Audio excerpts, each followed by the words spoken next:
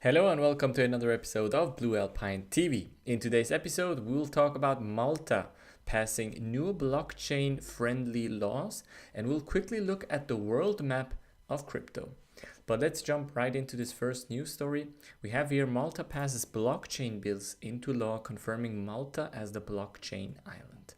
So, as you know, Malta wants to position themselves as this idea of blockchain island, meaning friendly regulatory environment, friendly laws, and also tax benefits for different companies.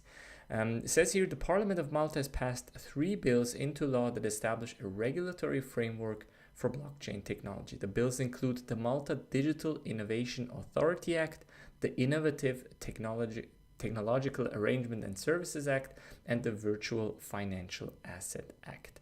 Now, what makes this quite interesting without actually going into the details of the bills is that Malta now has a fundamental regulatory framework for companies. So it will regulate this idea of distributed ledger technology, which is like we said, above blockchain, have been approved by Parliament and enacted into law. Malta, the first world jurisdiction to provide legal certainty to this space. Now, what makes Malta special in this case is while they are still in the EU, they have this kind of special position there because in the past, for example, a lot of gambling sites have had their headquarters in Malta as well. Malta has always been quite relaxed in order to kind of get business and get people to found businesses within Malta or from Malta. So in order to kind of economically become an interesting space, they are always trying to look how they can regulatory or on a legal side make it easier for companies to get started in Malta. Now, it says here even that the junior minister is saying companies choosing Malta as their base of operations, saying the Republic now offers a stable system that will result in further economic growth. Now, Malta, as part of the EU, fairly stable, has already kind of technology companies or gambling companies that are running there. Obviously, the next step would be crypto in there because crypto is still kind of looked at within the world as this kind of gray zone thing. What is quite interesting is that it's already a couple of very big companies that are based in Malta. We have OKX, we have Binance, BitPay.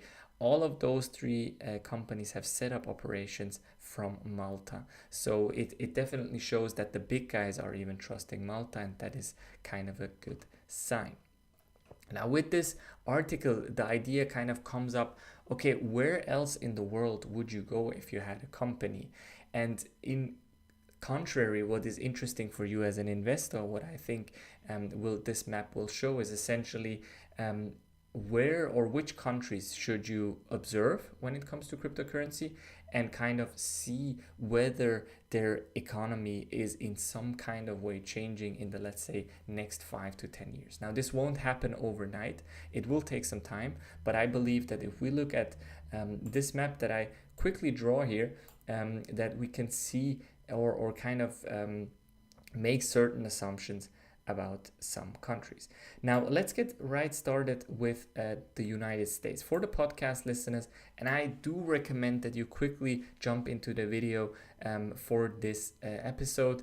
But essentially, we're looking at a map. I have marked certain parts of the world map with either a circle for activity going on or a question mark for not really clear what's happening.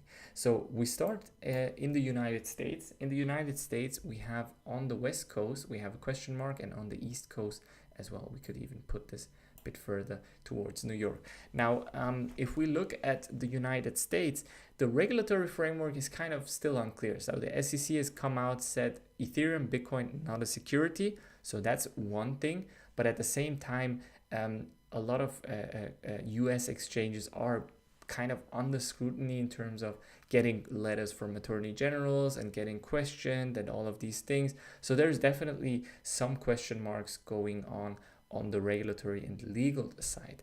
Now, the other question mark, in my opinion, is what kind of companies are coming out of Silicon Valley. So on one side, you have a huge company like Coinbase, one of the biggest ones. You have other exchanges such as Kraken, who are also in the US. But what exactly, like, is there really big innovation happening? There are other companies within the world, coming from Asia, coming from Europe, that are also doing big things. Now, when we go to the south, we have Venezuela. Venezuela obviously has the petro token or the petrodollar. And while we're not really sure what exactly is happening there, it's still shows some kind of positive attitude towards cryptocurrency. And I think once this, I call it the experiment, is over, we can kind of judge or say, okay, Venezuela, it was successful or it wasn't successful.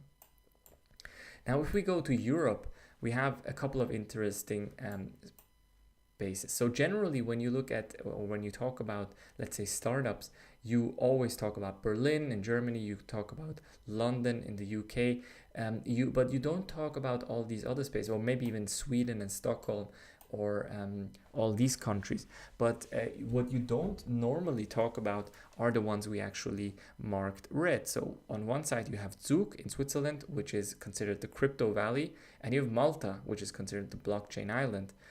Or the crypto island. So the usual suspects in UK still are a bit hesitant. Now, there might be some big startups coming out. So let's say in London you have a company called Revolut, which is doing a lot in the fintech space or in the banking space, and they're kind of touching cryptocurrencies, if you will, but their main expertise or main business is not cryptocurrencies. Now, also in Berlin, you have some activity going on, yet still nothing like very, very specific here. If we go towards the east, we have in Russia, in Moscow, we kind of have some activity going on, but not really clear what exactly the stance is. Like some people from the banks, from the big banks in Russia, have come out and said, well, cryptocurrency is quite interesting. I wouldn't over-regulate it, but at the same time, Russia is a bit hesitant to kind of see. I guess they're also looking a bit at Venezuela and other countries to see what exactly is happening. Now, if you go to the Middle East, what we see here is some activity in Dubai. So Dubai generally has been very active in the startup scene in the last few years. They want to kind of position themselves as this valley or Silicon Valley of the Middle East. And in order to do that, they are either giving tax benefits or also offering some regulatory benefits.